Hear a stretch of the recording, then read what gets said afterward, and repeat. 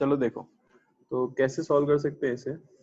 तो इसके लिए आपको एक चीज पता होनी चाहिए, जो ये है कि द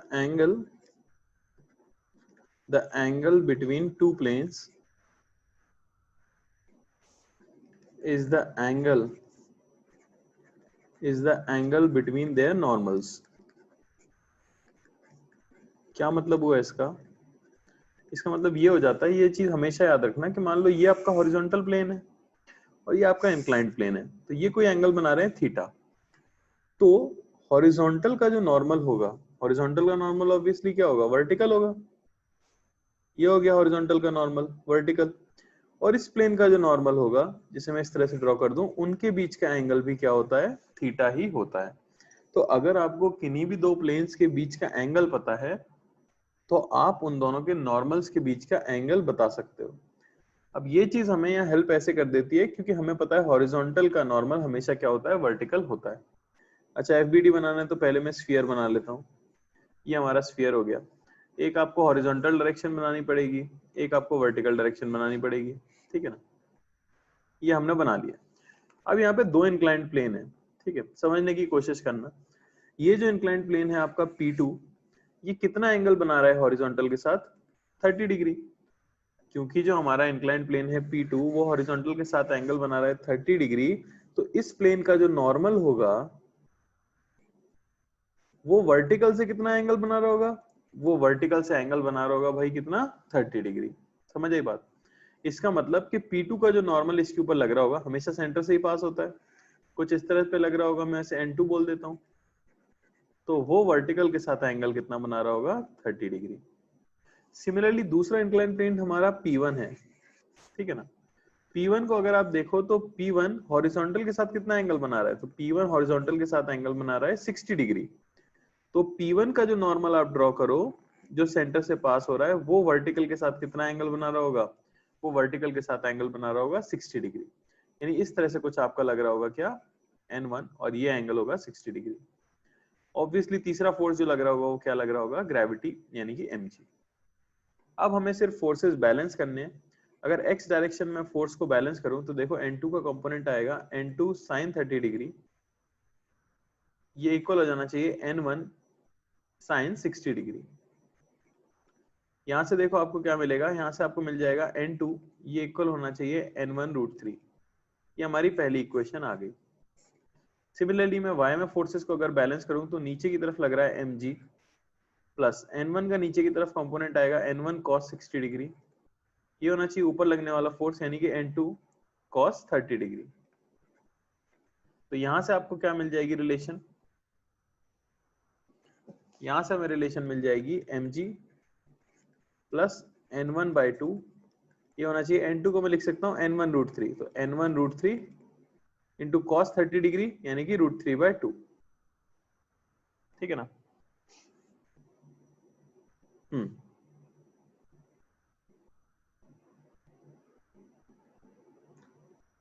ठीक है, कुछ गड़बड़ तो नहीं हुई, कैलकुलेशन देख लो बस, mg नीचे की तरफ प्लस N1 cos 60 डिग्री, ठीक है ना, ठीक है, इंटू √3/2। तो यहां से आपको देखो क्या मिल गया, सिंपली N1 की वैल्यू आपको मिल गई कितनी, mg, और N2 की वैल्यू आपको मिल जाएगी कितनी, mg√3। समझ आया क्या? इस तरह से हमें सिर्फ कैलकुलेट करना था। तो आपको सिर्फ प्लेन्स पहचानने हैं, उनके नॉर्मल्स लिखने हैं, और ये चीज हमेशा याद रखनी है कि किन्हीं भी दो प्लेन्स के बीच का जो एंगल होता है, वही एंगल उनके बीच के नॉर्मल में भी होता है। क्लियर है क्या? किसी को कोई डाउट इसमें?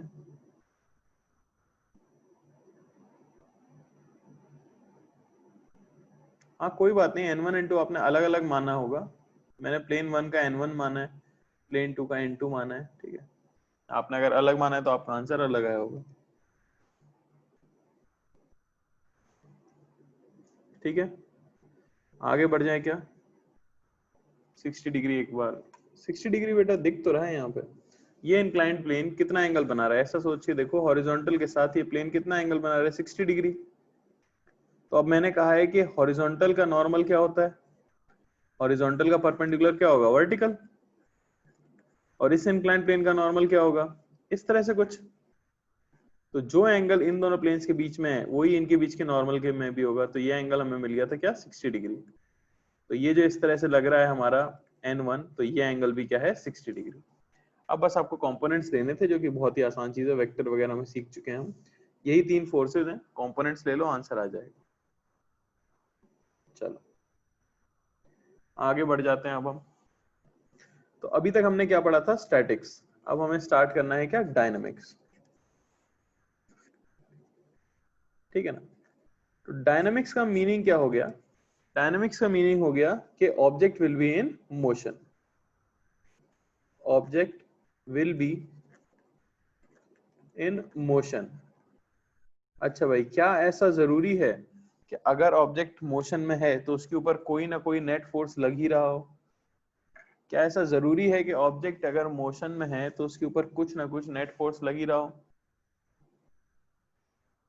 क्या मैं ये कह सकता हूं कि ऐसा पॉसिबल है कि ऑब्जेक्ट मोशन में हो पर उसके ऊपर नेट फोर्स 0 हो, यानी कि एक मूविंग ऑब्जेक्ट भी इक्विलिब्रियम में हो सकती है कि नहीं? तो ये चीज आप याद रखना, मूविंग ऑब्जेक्ट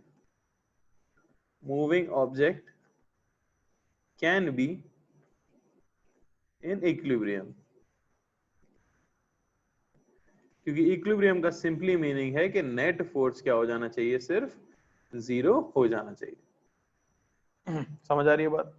अच्छा, डायनामिक्स के लिए जो फॉर्मूला हम यूज करेंगे वो हो जाएगा हमारा F is equal to mass into acceleration, जहां F होगा आपका नेट फोर्स। तो अगर किसी ऑब्जेक्ट के ऊपर नेट फोर्स लग रहा है तो फिर ऑब्वियसली वो क्या करने वाली है, एक्सेलरेट करने वाली है। अगर नेट फोर्स 0 होगा तो फिर कोई एक्सेलरेशन नहीं होगा। ठीक है, तो न्यूटन के सेकंड लॉ पे बेस्ड इसके ऊपर क्वेश्चंस मोस्टली आएंगे। समझ आया? चलो तो देख लेते हैं। जैसे ठीक है ना, मान लो कि इस तरह से दिया हुआ है कि आपके पास ये ऑब्जेक्ट है जो कि 5 kg की है, ठीक है ना, और वो आगे मूव कर रही है 10 मीटर पर सेकंड से कांस्टेंट। ठीक है ना, यहां से आपने लगा रखा है 20 न्यूटन का फोर्स और यहां से आपने लगाया है F। तो आपसे क्वेश्चन में पूछा जाता है find the value of F, find the value of F and normal reaction, क्या बता सकते हो? बहुत सिंपल क्वेश्चन है।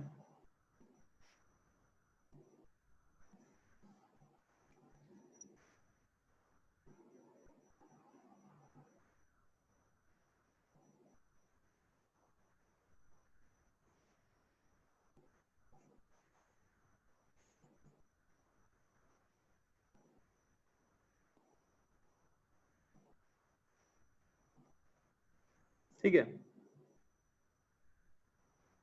तो देखो याद क्या रखना है आपको, क्योंकि यहाँ पे बोल दिया है 10 मीटर पर सेकेंड, यानी कि स्पीड कांस्टेंट है और डायरेक्शन भी कांस्टेंट है, यानी इससे हमें समझ आया कि एक्सेलरेशन क्या है, 0 है। अगर एक्सेलरेशन 0 है इसका मतलब नेट फोर्स भी क्या होना चाहिए, 0 होना चाहिए। तो अगर मैं x डायरेक्शन में देखूं तो आप देख सकते हो, अगर x में आपने आगे की डायरेक्शन को पॉजिटिव माना है तो नेट फोर्स जो होगा x के अंदर उसकी वैल्यू होगी 20 माइनस एफ, और ये हो जाना चाहिए क्या, 0। यहां से f आपको मिल गया क्या, 20 न्यूटन। अरे सीधी सी बात है। सिमिलरली y में भी नेट फोर्स 0 होना चाहिए। तो अगर आप इसका FBD बनाते हो तो y में नीचे क्या लग जाएगा, mg यानी कि 50, और ऊपर लग रहा होगा नॉर्मल रिएक्शन। तो n यहां से आपको मिल जाता है कितना, 15 न्यूटन। सिंपल क्वेश्चन था काफी। समझ आई क्या बात? बहुत ही सिंपल क्वेश्चन था। मैं बस इस क्वेश्चन से यही बताना चाह रहा हूं कि अगर ऑब्जेक्ट मूव कर रही है कांस्टेंट वेलोसिटी से तो हो सकता है कि उसके ऊपर कई सारे फोर्सेस लग रहे हों, लेकिन एक चीज श्योर होगी कि अगर ऑब्जेक्ट इक्विलिब्रियम में मूव कर रहा है, यानी कि कांस्टेंट वेलोसिटी से मूव कर रहा है, तो उन सभी फोर्सेस का नेट समेशन ऑब्जेक्ट के ऊपर क्या आ रहा होगा, 0 आ रहा होगा। ठीक है, चलो और किस तरह के क्वेश्चंस आ सकते हैं, जैसे देखो अब एक हम अपने फॉर्मूले के ऊपर करेंगे क्वेश्चन। मान लो कि हमारे पास ये ऑब्जेक्ट है ये 10 kg की है और मैंने यहां से इस तरह फोर्स लगा दिया है F बराबर 100 न्यूटन। यह एंगल मैं ले लेता हूं 37 डिग्री। तो आपको बताना है एक्सेलरेशन ऑफ ऑब्जेक्ट, ये पूरी चीज t इक्वल टू 0 पे हुई है।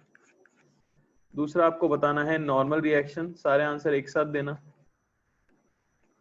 Normal reaction. तीसरी चीज आपको बतानी है स्पीड आफ्टर 3 सेकेंड्स। और चौथा आपको बताना है डिस्प्लेसमेंट इन 3rd सेकेंड। बताओ भाई, ऐसा कुछ क्वेश्चन में बेटा बोला नहीं गया कि इक्विलिब्रियम में है। अब हम लॉजिकली भी सोचें तो क्या इक्विलिब्रियम में हो सकता है? बताओ जरा, क्या ये इक्विलिब्रियम में हो सकता है? पत्थर जमीन पे रखा था, आपने एक तरफ से फोर्स लगाना शुरू कर दिया है, तो पॉसिबल ही नहीं है कि इक्विलिब्रियम में हो, ठीक है ना।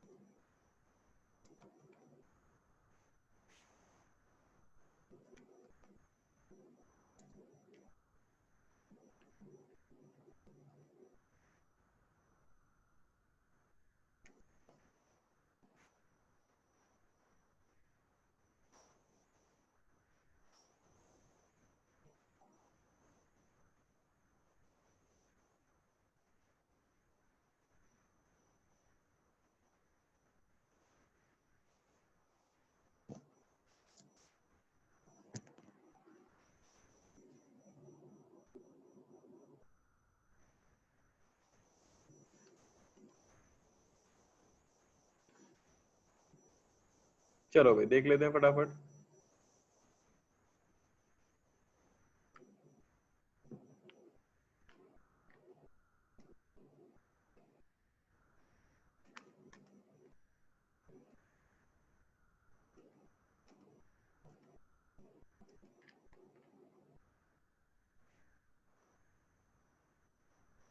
चलो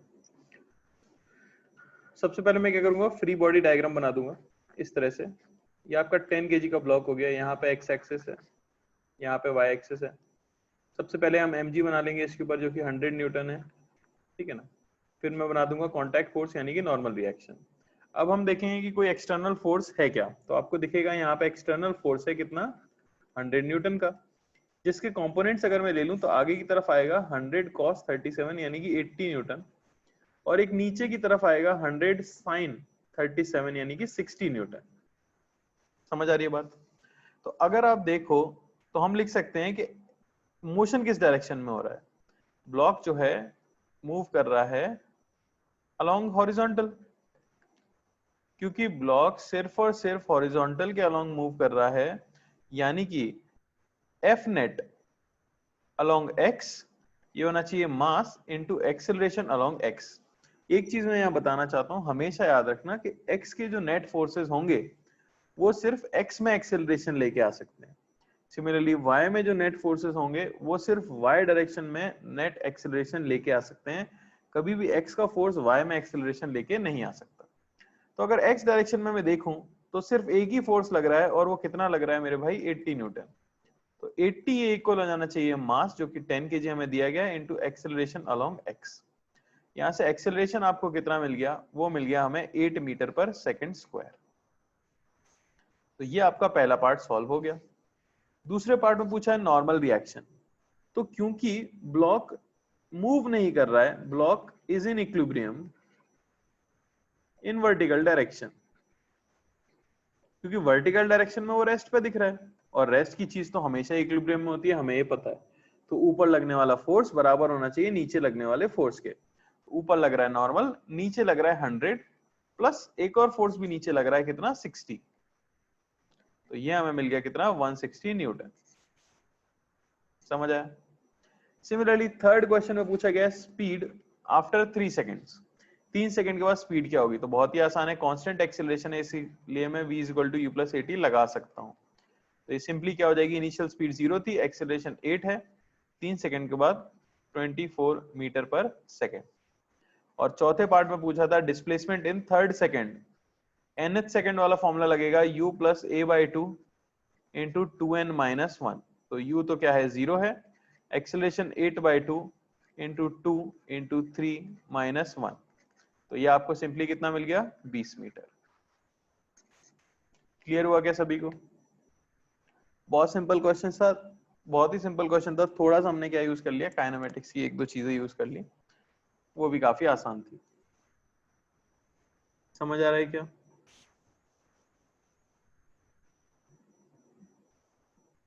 आगे करें?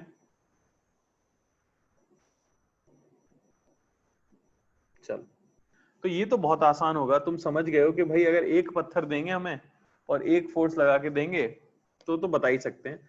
थोड़ा सा कोई, ये भी कोई मुश्किल नहीं है, पर एक और कर लेते हैं सेम, ताकि जिन लोगों का नहीं आ पाया था वो लोग भी आंसर दे पाए। और प्लीज आंसर देने की कोशिश करो सभी लोग, ठीक है? ये 10 kg का है, यहाँ से लग रहा है मान लो 20 न्यूटन, ठीक है ना? यहाँ से मैं लगा देता हूँ 50 न्यूटन 37 डिग्री पे। ऊपर की तरफ लगा देते हैं 20 न्यूटन। ये नीचे की तरफ लग गया 30 न्यूटन। ये यहाँ से इस तरफ लग गया 100 न्यूटन 53 डिग्री पे, ठीक है ना? तो अब आप बता दो इसका सिंपली क्या होगा, एक्सेलरेशन एंड नॉर्मल रिएक्शन।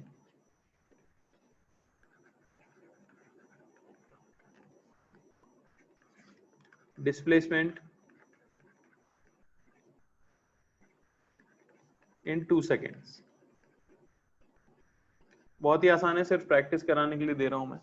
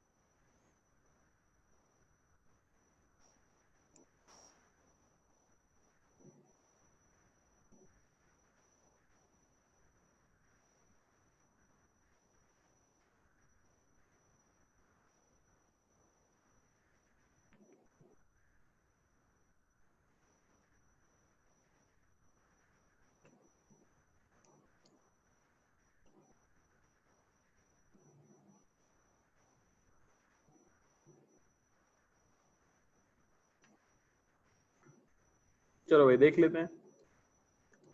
तो सिर्फ FBD बनाना है और कुछ नहीं करना। ये रहा आपका 10 kg का ब्लॉक। X एक्सिस ले लो, Y एक्सिस ले लो, ठीक है ना। फोर्सेस ड्रॉ कर देते हैं। सबसे पहले नीचे लग जाएगा mg जो कि 100 न्यूटन है। यहाँ पे दिख रहा है हमें साफ 20 न्यूटन। ऊपर लगता हुआ 20 न्यूटन, नीचे लगता हुआ 30 न्यूटन। इसका कंपोनेंट इधर आ जाएगा 100 cos 53 डिग्री यानी कि 60 न्यूटन, 100 sin 53 यानी कि 80 न्यूटन, 50 cos 37 यानी कि 40 न्यूटन, 50 sin 37 यानी कि नीचे की तरफ 30 न्यूटन। ग्राउंड एक लगा देगा ऊपर की तरफ, नॉर्मल रिएक्शन। तो ये FBD है। समझ आ रहा है क्या सभी को? FBD समझ आया? क्योंकि ब्लॉक सिर्फ x में मूव कर सकता है तो नेट फोर्स हमें सिर्फ x में देखना है। आगे की तरफ लगा 60, नेट पीछे की तरफ लगा 60। एक्सेलरेशन तो कितना आ गया मेरे भाई? 60 माइनस 60 यानी कि 0। बाय मास कर देते 10 kg। तो 0 आपका एक्सेलरेशन है, यानी ब्लॉक जो है वो इक्विलिब्रियम में है, वो मूव ही नहीं किया है। समझ आई बात? y में भी मूव नहीं कर रहा है तो नॉर्मल रिएक्शन देख सकते हो, ऊपर की तरफ नॉर्मल लग रहा है, प्लस ऊपर की तरफ 20 लग रहा है, और ऊपर कुछ लग रहा है नहीं, बाकी सब नीचे है। तो 100 नीचे, 30 नीचे, 80 नीचे, ये होना चाहिए। तो नॉर्मल यहां से हमें मिल गया कितना, देख सकते हो आप?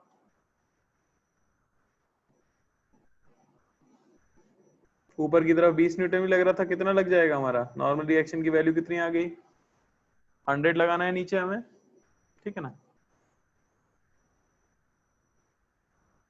एक और 30 भी है नीचे, ठीक है ना, प्लस 30 और,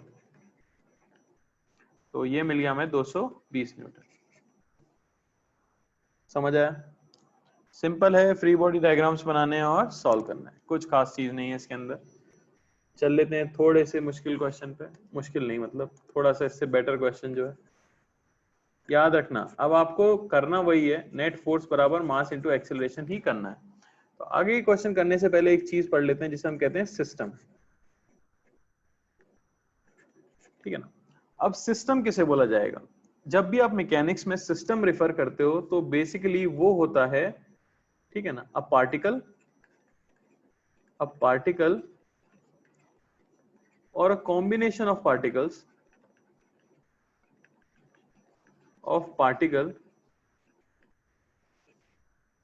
अंडर स्टडी, ठीक है ना, या अंडर ऑब्जर्वेशन, जिसको कि आप स्टडी कर रहे हो, इज कॉल्ड अ सिस्टम। तो किसी भी क्वेश्चन को करने के लिए पहले आपको सिस्टम डिफाइन करना पड़ेगा। आपका सिस्टम ही डिसाइड करेगा कि किसी क्वेश्चन में कौन से फोर्सेस एक्सटर्नल फोर्स हैं और कौन से फोर्सेस इंटरनल फोर्स हैं। तो इंटरनल फोर्स बोला किसे जाएगा? तो इंटरनल फोर्स हम डिफाइन करते हैं the force between particles of a system. The force between particles of a system is called internal force. जबकि ऐसा कोई फोर्स जो कि सिस्टम के पार्टिकल्स एक दूसरे पे नहीं लगा रहे थे, सिस्टम के बाहर वाले किसी ऑब्जेक्ट ने उसके ऊपर लगाया है, उसे हम क्या बोल देते हैं? एक्सटर्नल फोर्स बोल देते हैं। बात समझ आई? एक एग्जांपल देखेंगे तो समझ आएगी बात। जैसे मान लो कि आपके पास अर्थ है और अर्थ के ऊपर एक ब्लॉक रखा हुआ है m मास का। अगर मैं सिस्टम कंसिडर करता हूं इस ब्लॉक को, यानी सिंगल पार्टिकल को, तो ये इसका फ्री बॉडी डायग्राम हो गया। अब मैं आपसे बोलूं कि इसके ऊपर जो फोर्सेस लग रहे हैं mg और नॉर्मल रिएक्शन, तो ये mg और नॉर्मल रिएक्शन ये इंटरनल फोर्स है या एक्सटर्नल फोर्स है? तो आप देखोगे कि भाई इस ब्लॉक के, ये ब्लॉक अगर किसी मैटर का बना है तो इस ब्लॉक के अंदर ढेर सारे छोटे छोटे एटम्स और मॉलिक्यूल्स होंगे, है कि नहीं? इस ब्लॉक के अंदर ढेर सारे एटम्स और मॉलिक्यूल्स होंगे। और क्योंकि ये सॉलिड है तो हमें पता है कि सॉलिड्स के अंदर स्ट्रॉन्ग इंटरमॉलिक्यूलर फोर्सेस होते हैं, तो ये एक दूसरे को क्या कर रहे होंगे? अट्रैक्ट करके रखे हुए होंगे। तो ये जो फोर्सेस होते हैं between molecules, forces between molecules या एटम्स, इनको मैं बोलूंगा क्या? Internal force. क्यों? क्योंकि मैंने इस m को सिस्टम बोला है। इस m को सिस्टम बोला है तो इसके अंदर वाले फोर्सेस जो एक दूसरे पे पार्टिकल्स लगा रहे हैं वो इंटरनल है, लेकिन ये नॉर्मल और ये mg तो किसने लगाया मेरे भाई, ये अर्थ ने लगाया, और अर्थ इस ब्लॉक के अंदर थोड़ी है, तो ये फोर्सेस कहलाते हैं क्या, एक्सटर्नल फोर्सेस। ठीक है ना। तो ये मैंने अगर सिस्टम 1 कंसिडर किया था तो ये सिचुएशन होती है। कोई आदमी चाहे तो वो सिस्टम कंसिडर कर सकता था अर्थ और मास के पूरे ऑब्जेक्ट इसको कॉम्बिनेशन को, तो कुछ ऐसी सिचुएशन होती। समझ आ रही है बात। यहाँ आपका अर्थ है और यहाँ आपका ऑब्जेक्ट है, लेकिन वो सिस्टम का पार्ट बन चुका है। तो अब अगर मैं बोलूं कि इसका फ्री बॉडी डायग्राम बनाओ, तो आप इसके एफबीडी में क्या बनाओगे। दरअसल इसके ऊपर mg अगर लग रहा था नीचे, तो ये अर्थ के सेंटर पे ऊपर भी तो लगा रहा था mg, तो अब जो फोर्स होगा वो कैसा फोर्स हो जाएगा, वो फोर्स हो जाएगा मेरे भाई इंटरनल फोर्स, वो फोर्स हो जाएगा इंटरनल फोर्स। सिमिलरली जो नॉर्मल रिएक्शन उसके ऊपर लग रहा था वो उसने उसकी सरफेस पे भी लगा दिया होगा, तो ये भी क्या हो जाएंगे, उसके इंटरनल फोर्स। तो आप देख सकते हो कि पूरे सिस्टम का अगर आप एफवीडी बनाते हो, तो पूरे सिस्टम के ऊपर मैं जो बनाऊंगा मैं वहां पे लिख दूंगा कि एफ नेट क्या है, 0 है। नेट फोर्स क्या है, 0 है, यानी पूरे सिस्टम के ऊपर लगने वाला नेट फोर्स क्या है, 0। तो सिस्टम सिंपली एक टर्म है जो कि आप अपनी कन्वीनियंस के हिसाब से चूज कर सकते हो, डिपेंडिंग ऑन क्वेश्चन सॉल्व आपको करना है या नहीं। जिस तरह से आपको क्वेश्चन सॉल्व करना इजी लगे आप उस कॉम्बिनेशन को सिस्टम मानो। अगर आपको सिंगल ब्लॉक अच्छा लगता है तो आप सिंगल ब्लॉक को सिस्टम मानोगे किसी क्वेश्चन में। मान लो किसी क्वेश्चन में हमारे लिए आसान हो रहा है मल्टीपल ब्लॉक्स को एक सिस्टम मानना, तो फिर हमें मल्टीपल ब्लॉक्स को मानना पड़ जाएगा। समझ आ रही है बात। बिल्कुल, एफ नेट ऑन अर्थ भी क्या आ जाएगा, 0। ठीक है, क्लियर बात है। यानी कि सिस्टम तो हमारे ऊपर डिपेंड करेगा और उसी हिसाब से हम सॉल्व करेंगे। ठीक है ना। चलो अच्छा, और एक चीज याद रखना, क्या, only external forces can change the momentum of a system, momentum of a system। Internal forces momentum change नहीं कर सकते, क्योंकि ये हमने सेकंड लॉ पढ़ा है, एफ एक्सटर्नल, ये होता है dp by dt, न्यूटन का second law. Rate of change of momentum of an object is directly equal to net external force acting on it. तो इंटरनल फोर्सेस कभी भी सिस्टम का मोमेंटम चेंज नहीं कर सकते। यानी कि जैसे कि आप इमेजिन करो कि आप एक बस के अंदर खड़े हुए हो, बस रेस्ट पर है, ये एग्जांपल आपने देखा होगा कई बार जीवन में, और आप बस के अंदर खड़े होकर उसको धक्का मारने लग जाओ तो बस चलने नहीं लग जाएगी, बस नहीं चलेगी। क्यों? क्योंकि आप सिस्टम हो। अगर आप बस का एफबीडी बनाओगे ना तो आप तो उसके अंदर ही आ जाओगे नहीं, तो आप सिस्टम का पार्ट बन चुके हो। उसी की जगह अगर आप उतर के बाहर से धक्का मारो और सिर्फ बस का एफबीडी बनाओ, तो अब आपका लगाया हुआ फोर्स क्या हो जाएगा, एक एक्सटर्नल फोर्स हो जाएगा। तो वो बस के मोमेंटम को चेंज कर सकता है। क्लियर है? बस तो अब इसी पे क्वेश्चंस करने, देखो जरा।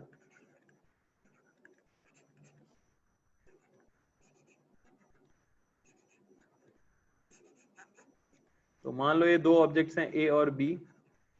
मास ऑफ ए में ले लेता हूं 3 kg, मास ऑफ बी में ले लेता हूं 2 kg, और इस तरह से फोर्स लगाया गया है आपका 100 न्यूटन 37 डिग्री पे। ठीक है ना।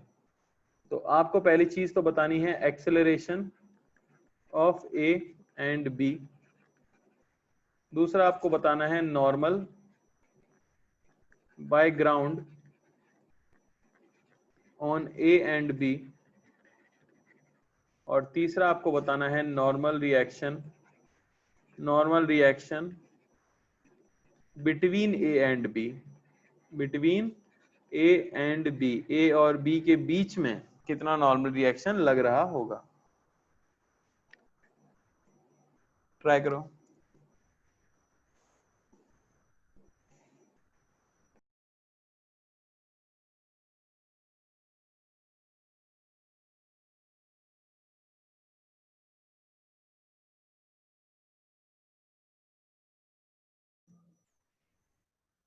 चलो देख लेते हैं भाई। तो मैं क्या करूंगा, इसमें सिस्टम कंसिडर कर लूंगा। सिस्टम बेसिकली वो सारे पार्टिकल्स जो कि एक साथ मूव कर सकते हैं। तो अगर सिस्टम माना जाए पूरे को, तो आप देख सकते हो टोटल मास जो हो जाएगा वो हो गया आपका 10 kg। 10 kg पे आप सिर्फ एक्सटर्नल फोर्स ड्रॉ करना है, तो यहाँ पे देख सकते हैं 100 cos 53 यानी कि 60 न्यूटन, 100 sin 53 यानी कि 80 न्यूटन। तो यहाँ पे तो लग रहा है 60 न्यूटन। अब देखो ये सब आप समझना शुरू कर देना होगा कि ब्लॉक सिर्फ एक्स डायरेक्शन में चलने वाला है, ठीक है। तो सिर्फ फोर्सेस किसके ड्रॉ करूं मैं, एक्स के ड्रॉ करूं, क्योंकि मुझे सिर्फ एक्सेलरेशन से मतलब है।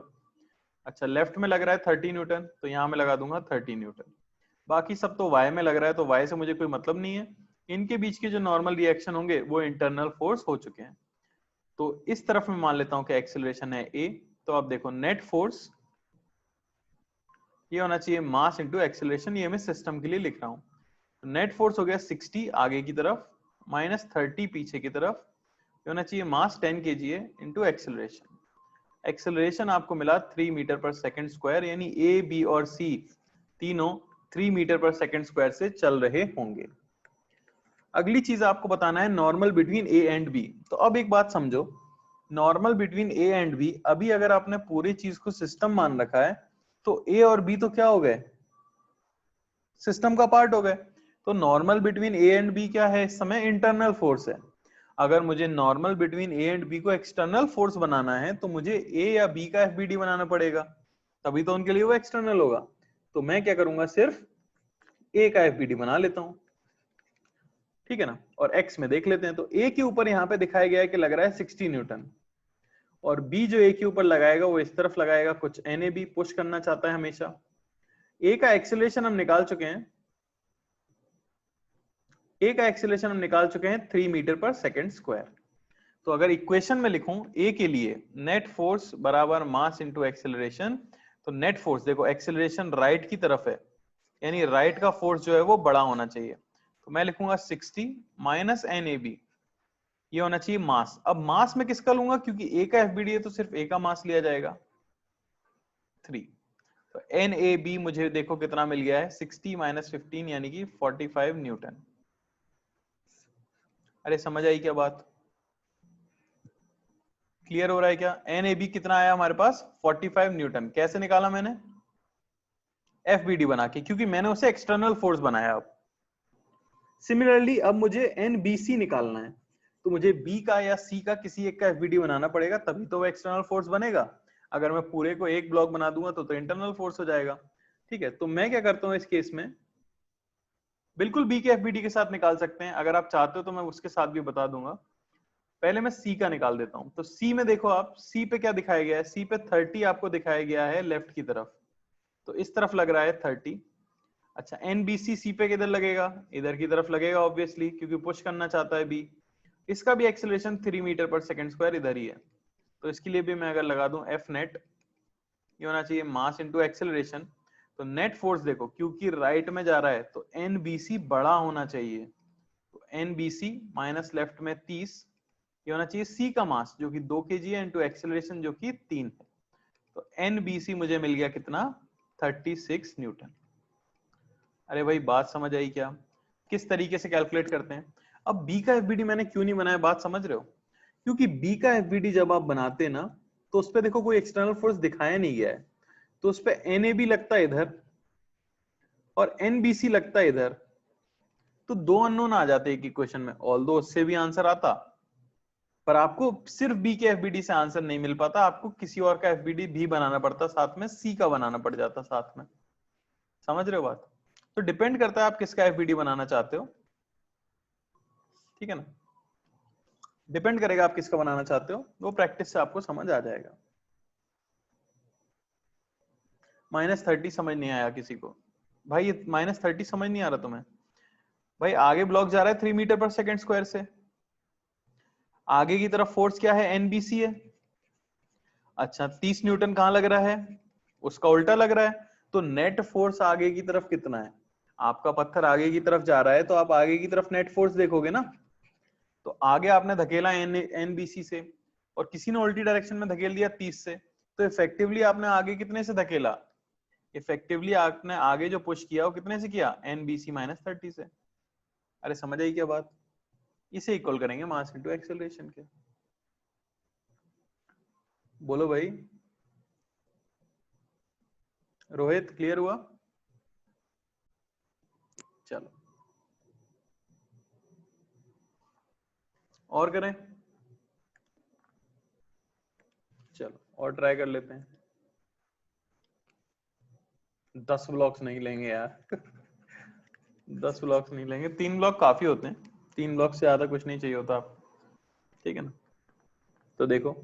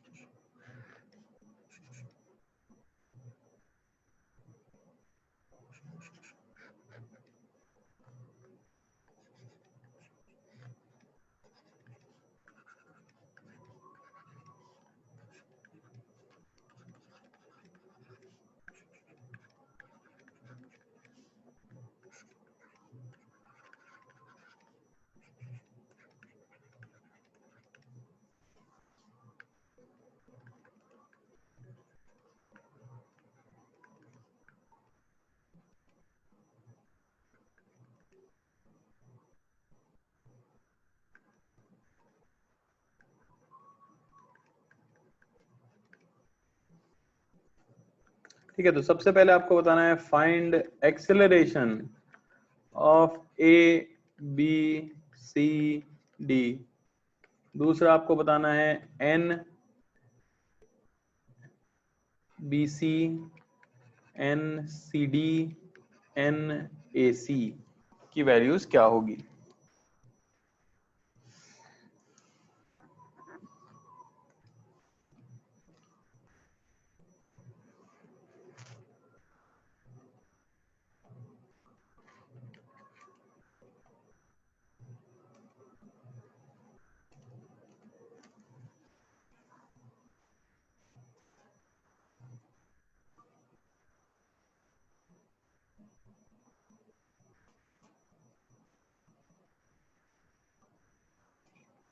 सोच समझ के करें।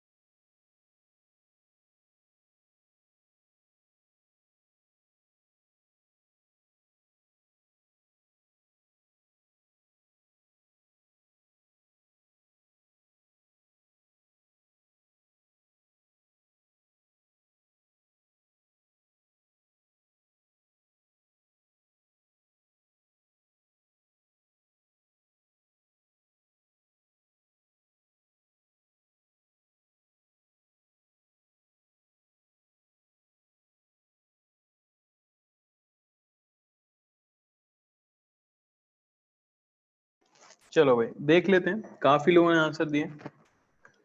तो सबसे पहली चीज तो आपको ये देखनी है कि पुश करने पे कौन कौन लोग साथ में चल सकते हैं। ठीक है, अब कई लोग गलती क्या करेंगे, इस पूरी चीज को एक सिस्टम मान लेंगे। तो आप ये अज्यूम कर रहे हो कि सभी लोग साथ चलने वाले हैं, ठीक है ना। अगर मैं ए को देखूं तो ए पे नीचे mg लग जाएगा 20 न्यूटन, ए पे ऊपर नॉर्मल लग जाएगा n, समझ आ रही है, n ए सी बोल सकता हूं मैं इसे, ए और सी के बीच का नॉर्मल लगेगा, ए के ऊपर सी नॉर्मल लगाएगा। ए के ऊपर x डायरेक्शन में कितना फोर्स लग रहा है, कोई मुझे बता सकता है क्या? ए के ऊपर नेट फोर्स x डायरेक्शन में कितना लग रहा है? क्या सभी को दिख रहा है जीरो लग रहा है? तो एक्सेलरेशन ए का x डायरेक्शन में भाई कितना होगा? जीरो होगा ना। तो ए तो मूव ही नहीं करेगा, सिंपली स्लाइड करता रहेगा। असली जीवन में ऐसा क्यों नहीं होता? क्योंकि असली जीवन में फ्रिक्शन नाम की चीज होती है। यहाँ पे हम फ्रिक्शन के साथ डील नहीं कर रहे हैं, सब कुछ स्मूथ है, फ्रिक्शन कुछ बोला नहीं गया आपको, फ्रिक्शन मैंने टर्म ही यूज नहीं की है, फ्रिक्शन चैप्टर है जो बाद में पढ़ेंगे हम। अगर सब कुछ स्मूथ है, जब आपने ए के ऊपर एक्स में कोई फोर्स ही नहीं लगाया तो ए चलेगा ही क्यों? अरे नहीं चलेगा ना। लेकिन देखो बीसीडी की अगर मैं बात करूं तो बीसीडी एक्स में नहीं चल सकते एक दूसरे के बिना, क्योंकि तीनों सॉलिड हैं, तो ये तीनों ही मूव कर सकते। तो मुझे बीसीडी का सिस्टम मानना था। आपको बीसीडी को एक सिस्टम मानना होगा जिसका मास कितना दे दिया, 5 kg। अब फोर्सेस देख लेते हैं, यहां पे हो जाएगा आपका 80, यहां पे हो जाएगा आपका 60, ये cos 53 यानी कि 30 और sin 53 यानी कि 40। तो राइट की तरफ नेट फोर्स दिख रहा है मुझे 80 और लेफ्ट की तरफ नेट फोर्स मुझे दिख रहा है 30, और कुछ एक्स में फोर्स नहीं है बीसीडी के सिस्टम के ऊपर। अब मैं लगा दूंगा नेट फोर्स, ये होना चाहिए मास इंटू एक्सेलरेशन।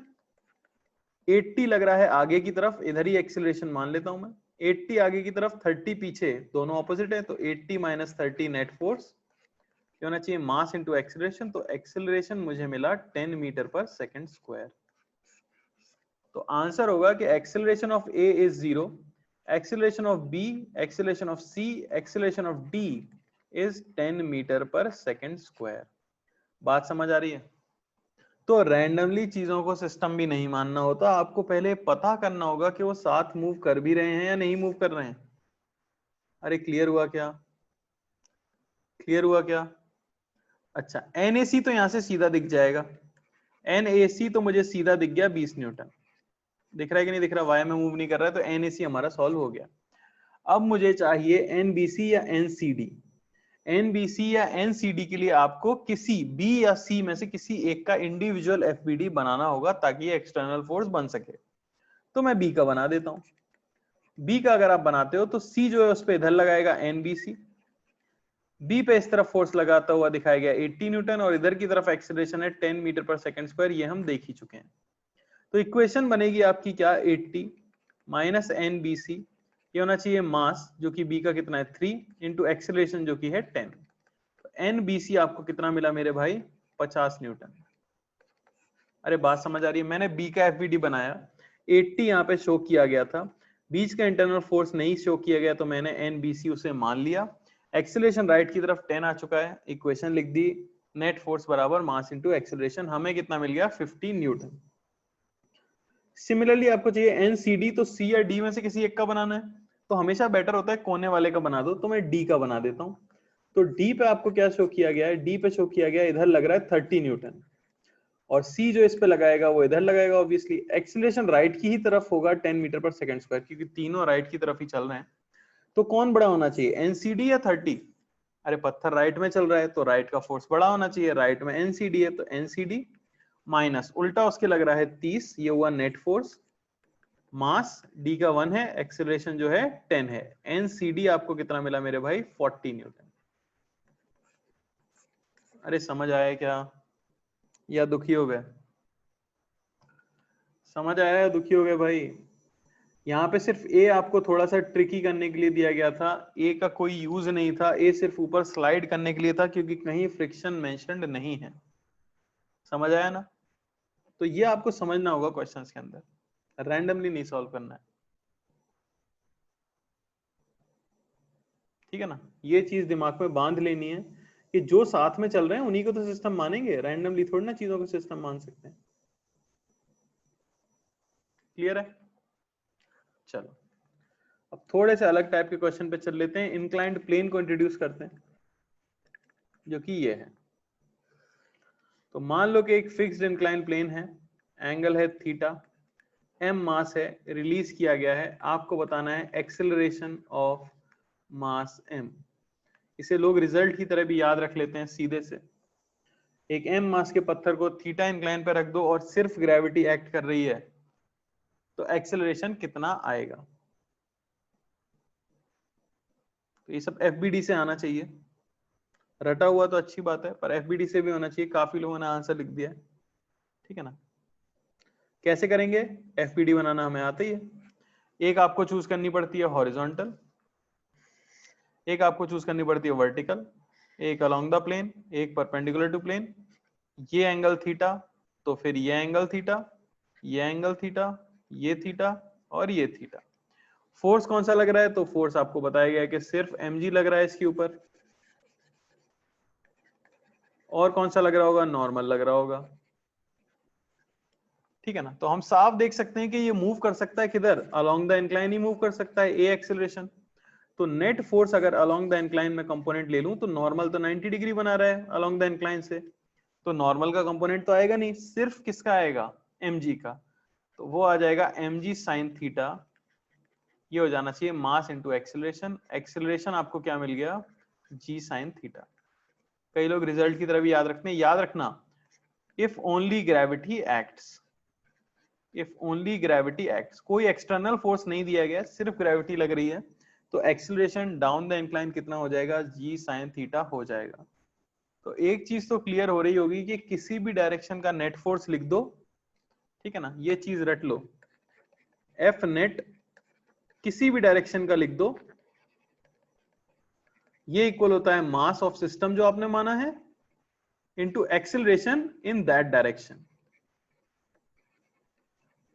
ठीक है ना? तो ये रट लो, कोई भी रैंडम डायरेक्शन का नेट फोर्स आप चाहो तो लिख सकते हो और बराबर उस डायरेक्शन का एक्सेलरेशन के कर सकते हो, मास इनटू उस डायरेक्शन का एक्सेलरेशन। समझ आ रही है के बाद? तो इंक्लाइन प्लेन पे थोड़ा सा अलग क्वेश्चन कर लेते हैं।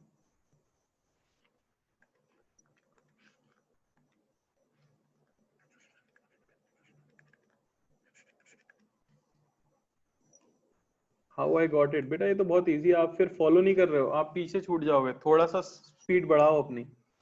अगर आप नहीं समझ पा रहे हो तो बहुत ही मुश्किल हो जाएगा। FBD बना लिया था क्या आपने? क्योंकि FBD बनाना मैं सिखा चुका हूं, तो अब हम उसी पे नहीं अटके रह सकते। FBD अगर आपसे बन गया तो क्या मुझे आप along the incline net force बता सकते हो? क्या along the incline net force mg sin theta है? हाँ। क्या नॉर्मल रिएक्शन का कोई कंपोनेंट अलोंग द इंक्लाइन आ सकता है? नहीं, क्योंकि वो तो 90 डिग्री बनाता है। अच्छा, दूसरा कंपोनेंट इस तरफ आ रहा है mg cos थीटा, वो भी परपेंडिकुलर टू इंक्लाइन है। तो अगर मैं net force along the incline लिख रहा हूं mg sin थीटा, तो वो इक्वल होना चाहिए मास into acceleration along the incline, जो मैंने a माना है। तो वहां से m से m कट गया, a बराबर g sin थीटा आ गया। उसमें क्या है, आसान था।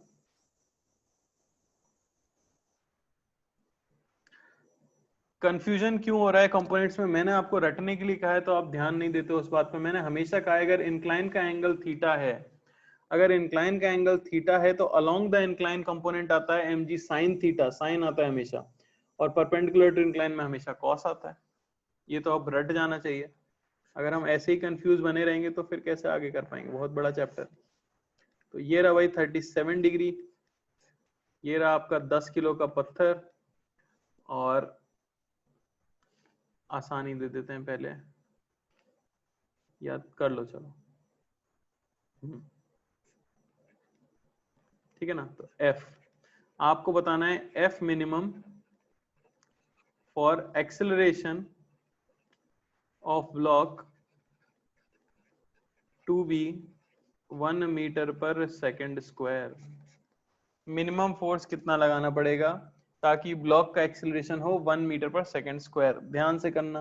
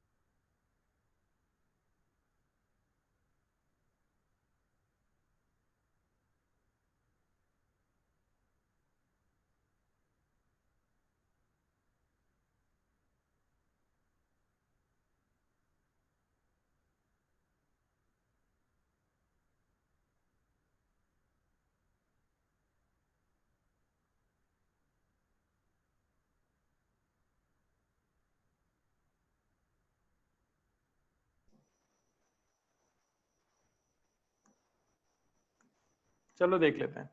तो क्वेश्चन में बोला गया है कि मिनिमम आपको कितना फोर्स लगाना चाहिए ताकि पत्थर का एक्सीलरेशन 1 मीटर पर सेकंड स्क्वायर हो सके। अच्छा, पत्थर जो मूव करेगा along the incline he move कर सकता है, तो एक्सीलरेशन ऑफ 1 मीटर पर second square must be along the incline, और कहीं तो पॉसिबल है नहीं, ठीक है ना, इस फोर्स की वजह से। तो अब क्या क्या हो सकता है? सबसे पहले तो मैं एफबीडी बना लेता हूं। तो एफबीडी ये आप बनाना स्टार्ट करते हो, ठीक है ना। एक्सिस बना लेते हैं, ये हॉरिजॉन्टल हो गई आपकी, ये वर्टिकल, ये अलोंग द इंक्लाइन, ये परपेंडिकुलर टू इंक्लाइन। ये आपका 37 है, तो ये भी 37 होगा, ये भी 37 होगा, फिर ये 37 है और ये 37 है, ठीक है। फोर्सेस क्या क्या लग रहे हैं? तो फोर्सेस अगर मैं ड्रॉ करूं तो सबसे पहले mg, नीचे लग गया 100। एक्सटर्नल फोर्स इस तरह से लगाया गया ऊपर की तरफ, F अलोंग द इंक्लाइन ऊपर की तरफ लग रहा है F। अच्छा, नॉर्मल तो परपेंडिकुलर टू प्लेन लगने वाला है, तो उससे तो हमें मतलब नहीं है, क्योंकि परपेंडिकुलर टू प्लेन वाले अलोंग द प्लेन के एक्सीलरेशन पे कुछ फर्क नहीं डालते हैं। mg के कंपोनेंट्स दो आ सकते हैं। अलोंग द इंक्लाइन हमेशा sin थीटा आता है, तो 100 sin 37 यानी कि 60, 100 cos 37 यानी कि 80। अरे बात समझ आई क्या? अच्छा, अब एक्सीलरेशन किधर हो सकता है? एक्सीलरेशन तो अप द इंक्लाइन भी हो सकता है और डाउन द इंक्लाइन भी हो सकता है। हो सकता है आपने इतना फोर्स लगाया है कि वो नीचे वाले 60 न्यूटन को ओवरकम कर गया है और ऊपर की तरफ स्लाइड करने लग जाए। या हो सकता है आपने इतना कम फोर्स लगाया है यहां से रोकने के लिए कि 60 जो है उसके ऊपर भारी पड़ गया और वो नीचे की तरफ स्लाइड करने लग जाए। तो फॉर एक्सीलरेशन ऑफ 1 मीटर पर second square up the incline, ऊपर अगर भेजना है, इधर एक्सीलरेशन मानना है, तो देखो ऊपर की तरफ फोर्स क्या लग रहा है 60, और नीचे क्या, ऊपर की तरफ फोर्स क्या लग रहा है F, नीचे क्या लग रहा है 60, और एक्सीलरेशन ऊपर है तो कौन बड़ा होगा? F बड़ा होगा ऑब्वियसली। तो F माइनस 60 ये होना चाहिए मास इंटू एक्सीलरेशन। F आपको मिला मेरे भाई कितना? 70 न्यूटन। बात समझ आई? अच्छा, फॉर एक्सीलरेशन ऑफ 1 मीटर पर second square down the incline, नीचे की तरफ अगर स्लाइड कराना है आपको, नीचे की तरफ पत्थर को स्लाइड कराना चाहते हो, यानी कि एक्सीलरेशन किधर हो जाए? इधर की तरफ अगर A हो जाए, तो कौन बड़ा होगा? 60 बड़ा होगा या F बड़ा होगा? तो ऑब्वियसली नीचे स्लाइड कर रहा है तो 60 बड़ा होगा, तो मैं लिखूंगा 60 माइनस F, ये होना चाहिए मास 10 kg इंटू एक्सीलरेशन 1। F मुझे मिला कितना? 50 न्यूटन। तो आपसे तो भाई क्या पूछा गया था? मिनिमम। तो आपका आंसर कौन सा होना चाहिए? 50 न्यूटन। तो F मिनिमम कितना मिल जाएगा? 50 न्यूटन। लेकिन उस केस में एक्सीलरेशन किधर होगा? डाउन द इंक्लाइन होगा। अगर क्वेश्चन में पूछा गया था कि minimum force for acceleration to be 1 metre पर second square up the incline, तो आंसर 70 होता हमारा। लेकिन यहाँ पे क्वेश्चन में ऐसा कुछ मेंशन नहीं किया है कि अप द इंक्लाइन है या डाउन द इंक्लाइन है, सिर्फ मैग्नीट्यूड हमें चाहिए था 1 मीटर पर सेकंड स्क्वायर, इसलिए आपको कौन सा आंसर देना होगा? 50 न्यूटन का आंसर देना होगा। अरे समझ आया क्या? तो ऐसे क्वेश्चंस क्या करते हैं, लैंग्वेज में आपको फंसा देते हैं, तो ध्यान से आपको समझना होता है, ठीक है ना। बेटा वापस से एक्सप्लेन करना है, मैं कर देता हूं। सीधी सी बात है, आपको एक्सीलरेशन अगर अप द इंक्लाइन 1 माना है आपने, तो एक बात बताओ, ये चीज याद कर लो, ऊपर लग रहा था F, नीचे लग रहा है 60, अगर एक्सीलरेशन इस तरफ है A, तो F बड़ा होगा, तो इक्वेशन बनेगी F माइनस 60, ये होना चाहिए मास इंटू एक्सीलरेशन, तो F आया 70। एक्सीलरेशन अगर नीचे A, तो 60 बड़ा होगा, बड़े फोर्स की तरफ ही पत्थर चलता है, तो इक्वेशन होगी 60 माइनस F, ये होना चाहिए मास इंटू एक्सीलरेशन। दोनों से मैंने फोर्स निकाल के देखा, क्योंकि क्वेश्चन में बताया नहीं गया था ऊपर जाना है या नीचे जाना है, तो पता लगा कि नीचे जाने के लिए कम फोर्स लगाना पड़ेगा, और आपसे मिनिमम फोर्स पूछा था, तो आप आंसर कौन सा दोगे? 50 न्यूटन वाला आंसर दोगे। आई होप क्लियर हो गया होगा सबको, है कि नहीं?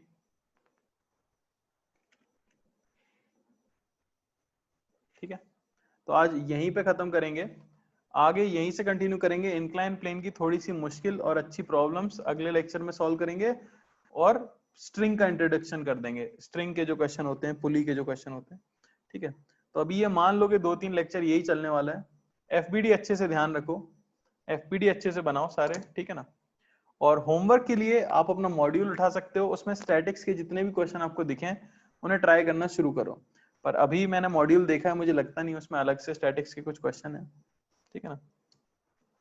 तो होमवर्क थोड़े समय के बाद मैं बता दूंगा, तब से करना स्टार्ट कर देना।